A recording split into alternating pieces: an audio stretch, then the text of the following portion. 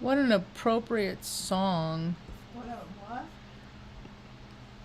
I just started my music, Oh. and it's a very appropriate song. The song is Shamanic Chant number 5, Heal the Soul, on the album Sacred Spirit. And I called today's talk, Turtle Island Had Culture.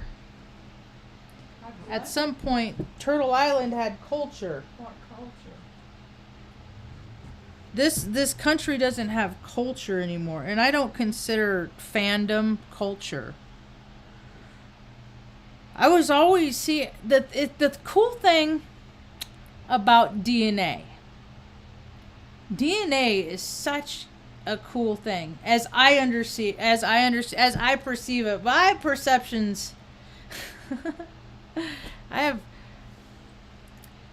peculiar perceptions. Oh, okay. And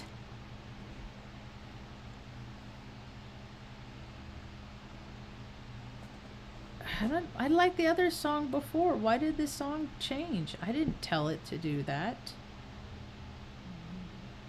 That's dumb. DNA is really cool. DNA is really neat stuff. My DNA started activating an organ. Really? And then Shannon, my ex girlfriend, she sent me a link after we moved to Oregon about Heyoka, and that was right at the same. This was like 2016, 2017. I talk about it in the videos, like Heyoka verified by science. Oh. A lot of my old videos are getting buried in obscurity, but they're out there. They're in Pinterest. I put them. I house them. I use social media to house media. My pictures and my talks. Hey, buddy, come up here. Oh, I'm gonna turn this off. He don't like it. He don't like it, and he's nervous as it is. Come here, bud. Is he scared? Well, he's nervous because we know we're moving. Everything's changing. Oh, shifty. Come on, you're not going out right now, though. Come on, good boy. Come over here. You get the prime real estate. Good boy. Good boy. Good boy. So that's when my DNA. Well, Shannon sent me that thing about Heyoka, and I was like, okay. That I marked all the boxes. I mark all the boxes, and that's where that part. I absorbed that part into my identify. Hi, my name's Marge. Welcome to my tube. My name is Marge. I'm a Heyoka empath. I just like having these little talks on how I feel about things. I'm a storyteller, a historian of sorts. That's what storytellers are. I tell my account as I see things and have seen things. I'm Gen X. I'm Gen X through and through.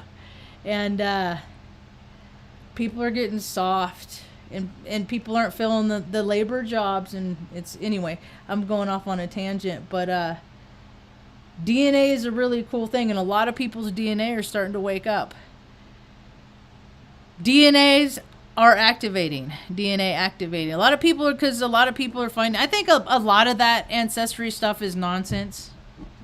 I think a lot of it is BS. They modify it, and now it's like. They just change. It's just like everything else. It's good girl. But I always identified as a little tenderfoot. I was the kid.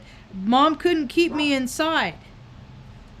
I was always outside, huh, Mom? Yeah. Ride my bike, or. Physical.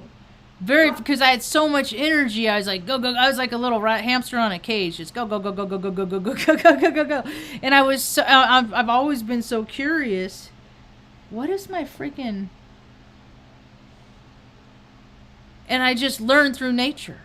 And I've learned so much about people and human nature just amongst being animals.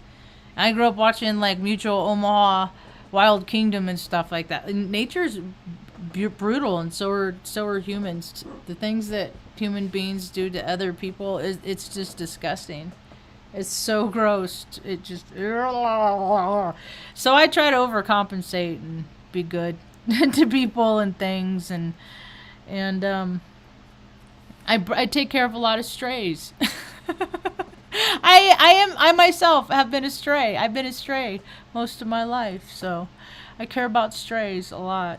Anyway, a lot of people's DNA are activating right now. And I remember growing up in Pine Grove and stuff like that, Ma. I was always out like I was a hunter gatherer. I mean, it was in me. It's just and then I was fortunate enough to grow up in a place where our field trips were to museums, and they did presentations on how they lived then, which really wasn't that long ago, making maize in the stone bowls and stuff like that. It hasn't been that long. I mean, Redding was a primitive place. I like the streams. Yeah, the streams. We always lived near streams, huh, Ma? And I'd watch the cycles of life in the streams, and The flow of the stream. and thinking in terms, see, because I've lived in to me, that when I'm out there and nobody's around, I'm in like land of the lost as far as I'm concerned. I'm back in the I'm with my ancestors, kind of thing. And even when I had to go see my grandparents for custody, for visitation, bullshit, or we were supposed to see Dad, but we'd always stay at Grandma and Grandpa's, and I just wander off. I was the wanderer, and I'd get lost in time and space all the time. Then I'd always end up make it back where everybody else was, but me and Mom have been kind of off we haven't been on the same timeline as and I lived in Omaha. 15 years I lived in Omaha. But that's just like, everybody is so connected, and I had it easy. I had it made. I just still had empty blotches in my spirit path. I just knew that there was more to it, and then that sent me and Mom on a trajectory to Oregon, and then for a minute Arizona, and then now New Mexico. We got roots, Ma. We're gonna make roots. Roots. We're not moving.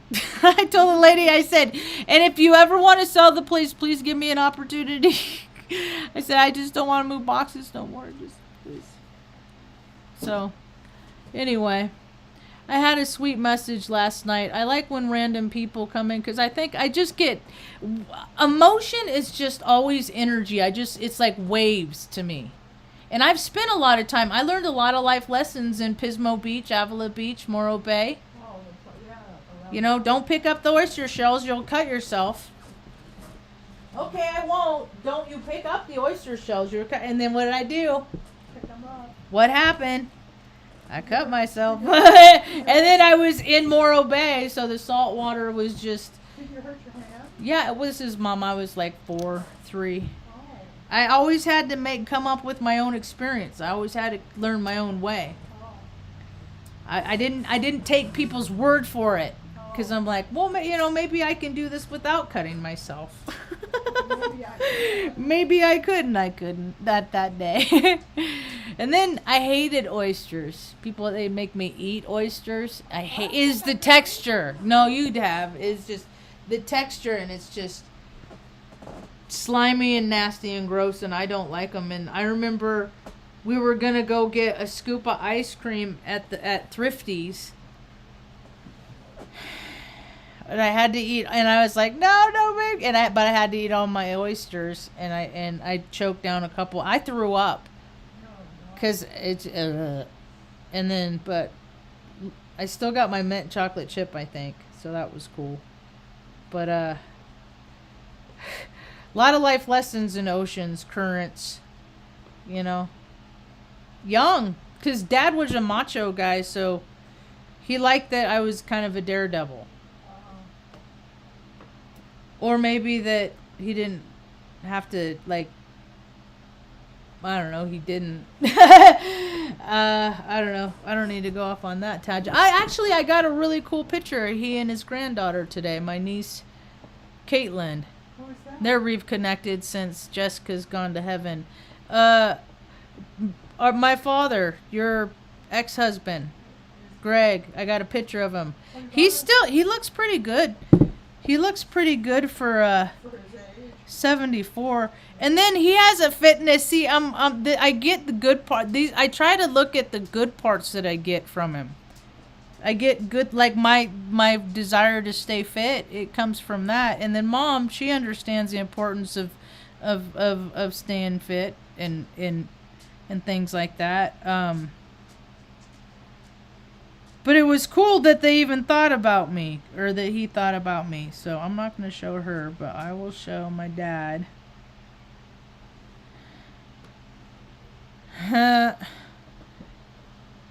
So he's 74, and his fitness regimen, he said he's down to 174 pounds.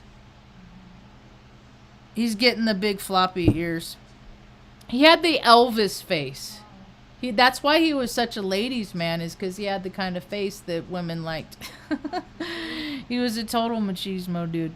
Anyway, it's funny because when I was younger, I pictured like how he'd look when he looked older. Because I'm like, one day it's going to happen. You just have to wait. And people get their karma, you know. They do. But this is the other half of my face.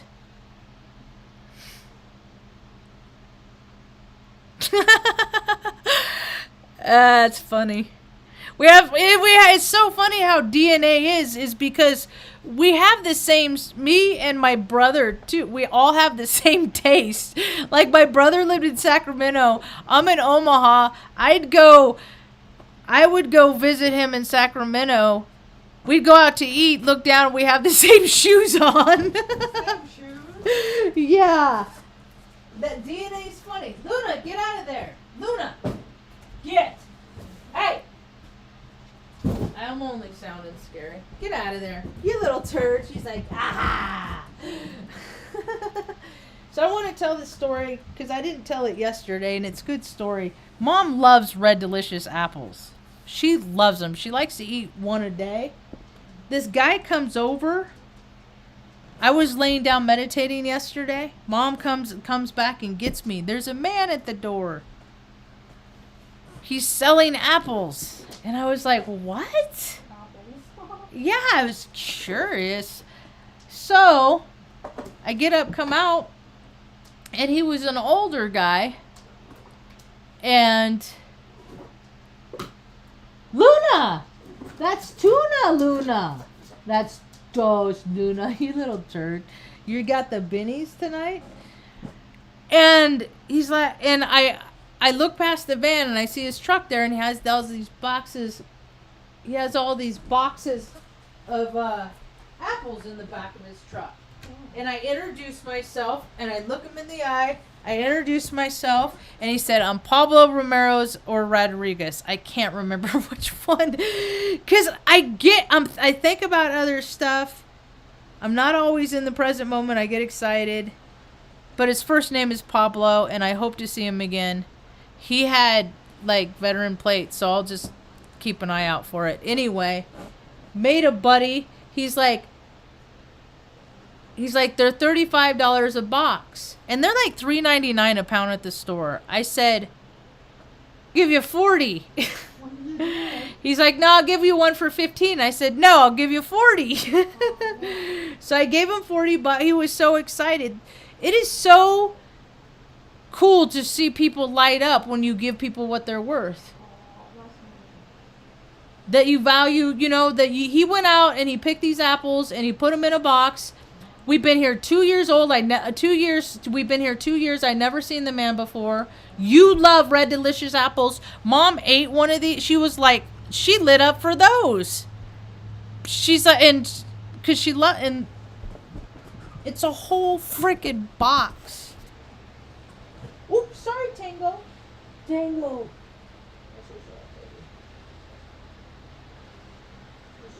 boy. This whole box. Boom, boom, boom. It smells so good. Mom, it smells so good. You stick your face in there. Anyway, 40 bucks. 40 bucks. Big old box. Mom loves them. She loves it. I'm like, are they? She's like, wow, these are really great. And I'm like, are they better than store-bought? She's like, yes. They came from the earth here. How much better can that be for you? It's better that you eat the food that comes closer in the local area. You know? It puts your body out of frequency when you eat stuff from all over. It makes it weird. People keep doing it because it's so much fun. Anyway. I think, and then, like, my buddy, he lives on the Pueblo. And I had an incident recently, because they opened it up, and it's starting to get cold and stuff, you know. And he walks 2.5 miles from where he lives to the laundromat in often days, and then he walks to the park. I mean, he walks a lot. I mean, he's fit, you know. He wants to put a couple pounds on, too, for winter. It's always a good idea. And, but he's so active. He don't use lazy man tools. He sweeps the parking lot at the laundromat. That's neat. Yeah, he's like an uncle to me. Yeah, and he's very physical. Also recognizes the importance of being physical.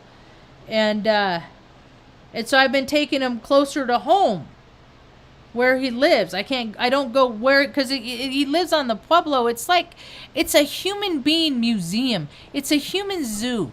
It's a weird. I have so much trouble with it that it's like all these, and I'm using words as description, as adverbs or whatever, is all these white people with their pop-up vans and their freaking Teslas and all their pretentiousness.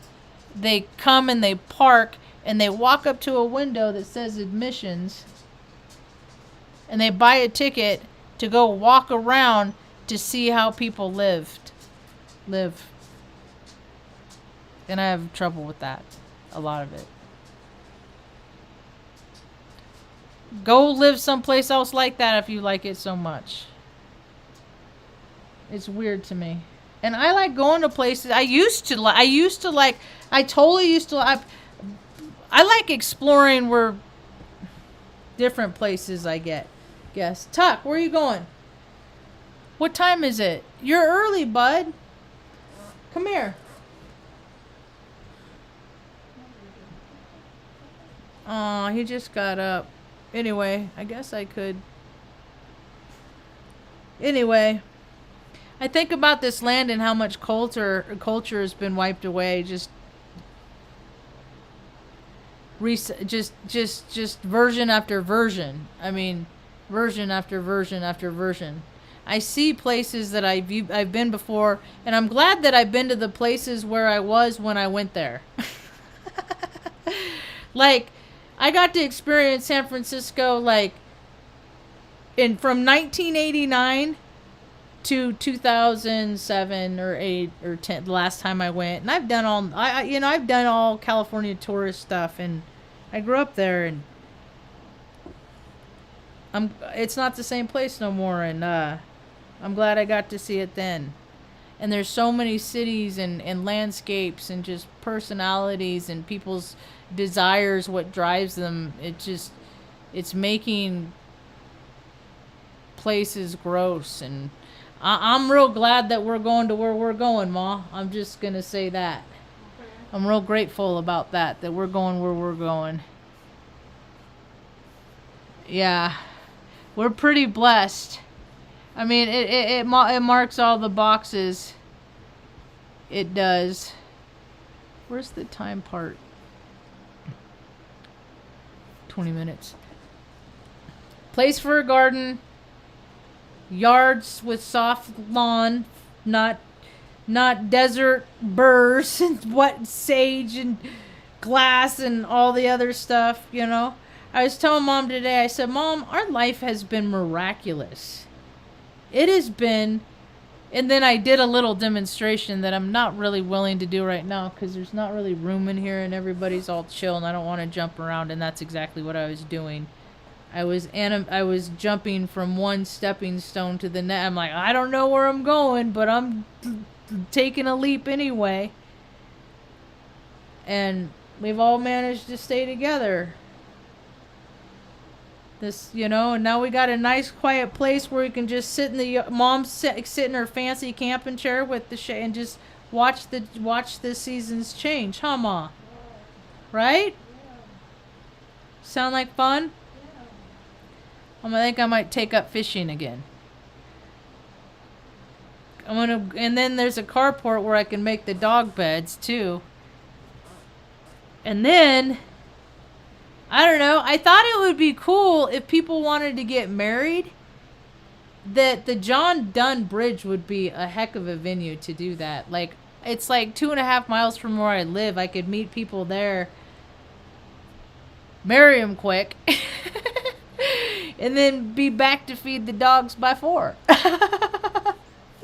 How cool would that be, Ma? I think I might be able to make a nice, comfortable life. I want people out there to come visit. I'm ready for the visitors. And it's a real touristy place, and there's definitely a lot of Airbnbs. Don't get me started. But it's a cool place to visit. I like it here because it feels good. I like it here because it's Mom's DNA. That's what my belief system is that the mountain called her back so she can live comfortably, because this is where she started from. This is her homeland. She has cousins like in Cuesta, which is going to be 10 miles from where we are. But people are also very closed off and they don't want to know. But the thing is I believe that if we're supposed to get answers. I mean, how many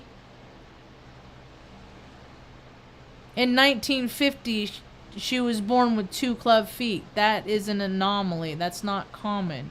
And if somebody knows something, I hope that knowing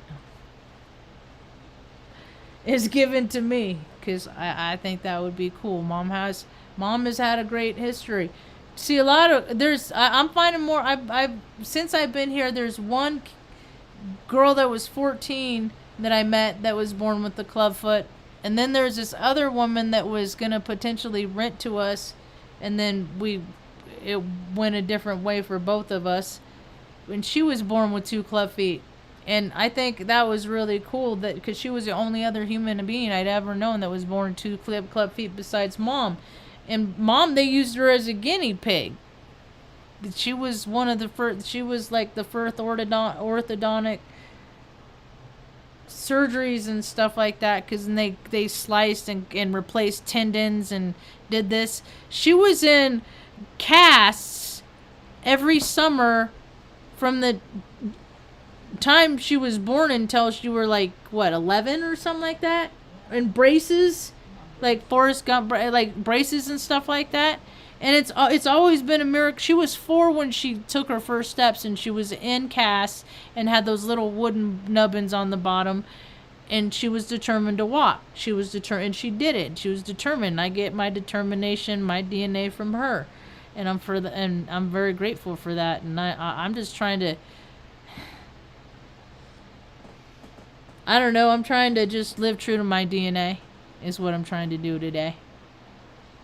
And I think more people are activating, there's a way this country was supposed to be, and it got hijacked. And it needs to go back the other way.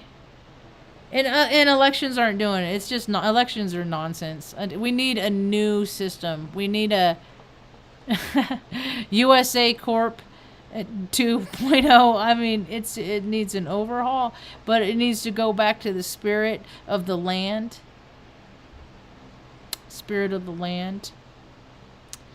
Yep. And I'm not talking about siphoning and laundering quadrillions of freaking and gazillions of dollars to say that people are going to do stuff. No, there's a lot of, a lot of education needs to be had, not the right kind of spewing out. This fluidity stuff is weird to me. I don't get it. Hey, Tuck, you want to go outside? He said, yes, Mom. You going to get a drink? You're going to go lie down. You good boy? I love you the most. So, I believe it's coming back. But I think about all the culture, and the culture still is alive here. But yeah, I've been taking my buddy home and I get to give him a ride, like two on the Pueblo and see the, and I'm like, oh, my DNA is activating. I'm coming, bud. It did something to me, and I hope